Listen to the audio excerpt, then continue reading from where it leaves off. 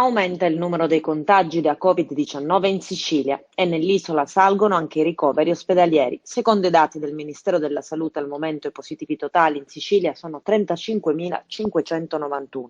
I nuovi casi scoperti nelle ultime 24 ore, 1.047.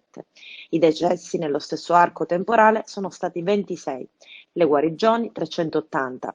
Negli ospedali siciliani i pazienti ricoverati in regime ordinario sono passati dai 1.090 ai 1.137, mentre nella terapia intensiva e subintensive i posti occupati sono 184. La Sicilia si colloca al quinto posto nella graduatoria nazionale per numero di nuovi contagi in 24 ore. In testa il Veneto, seguito da Emilia-Romagna, Lombardia, Lazio e appunto Sicilia. Tutte regioni con incremento di positivi sopra i 1.000 casi. Aumenti a due cifre solo per Basilicata più 81, Valle d'Aosta più 35, Molise più 18.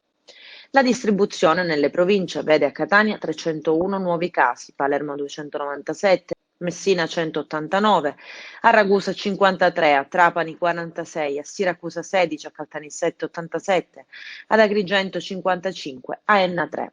Allarme soprattutto a Caltanissetta, dove l'ultimo bollettino all'indomani delle feste è allarmante, con un tasso di positività che è arrivato addirittura al 45,34%, 78 tamponi positivi su 172 tamponi seguiti, e il numero di ricoverati che torna a salire.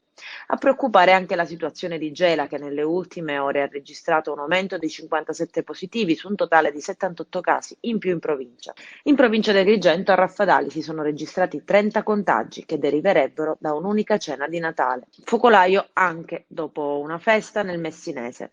Il sindaco di Capizzi chiede la zona rossa, la regione dice sì.